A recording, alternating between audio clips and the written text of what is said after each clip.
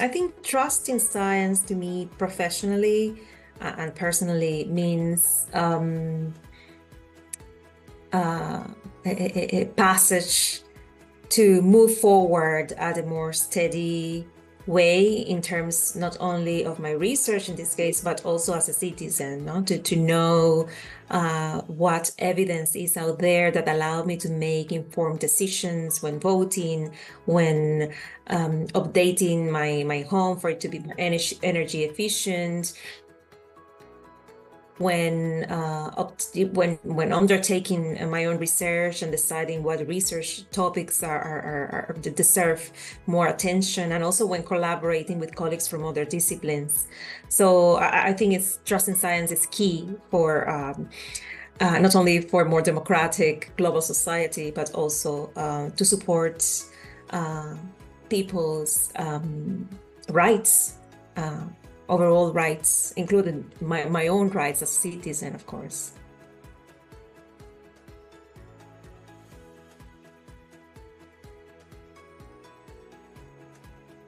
Well, as a poet researcher myself, a person who works as both a researcher and lecturer and a poet, I of course see great potential in poetry, not only to disseminate the ideas that are delivered or demonstrated by other colleagues, but also I see potential in poetry as a form of inquiry, as a form of as a methodology to access to types of knowledge that cannot be easily accessed through social sciences or STEM methodologies. So I think that there's great potential in poetry as a practice to develop more embodied ways of processing information or assessing realities, of interrogating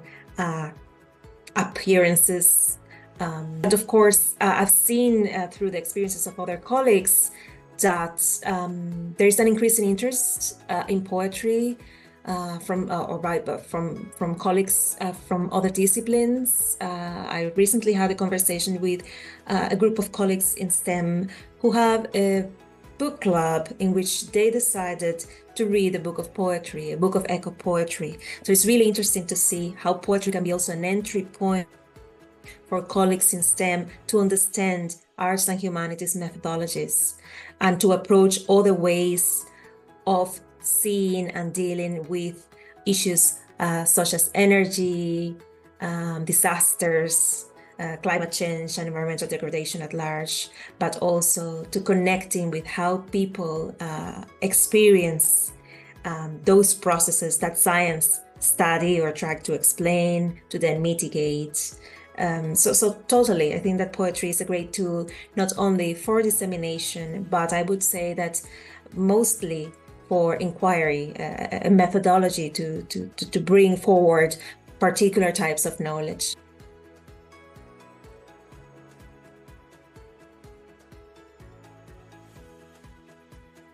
It is important to understand, and I think that the MaREI project is already working towards that in that direction, to understand the diversity of the peoples, the individuals, and the communities that are out there, and that would be the final persons who should and communities should be uptaking the results of this project. So it's a challenge to reach out to such a diversity or a diverse audience. So I at the same time, I think that challenge and facing that challenge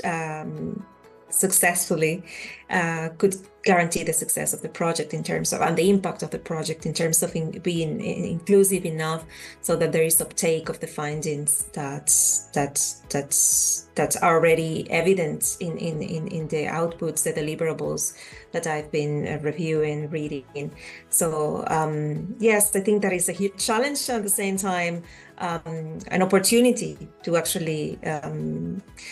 implement the findings of the project. Yeah.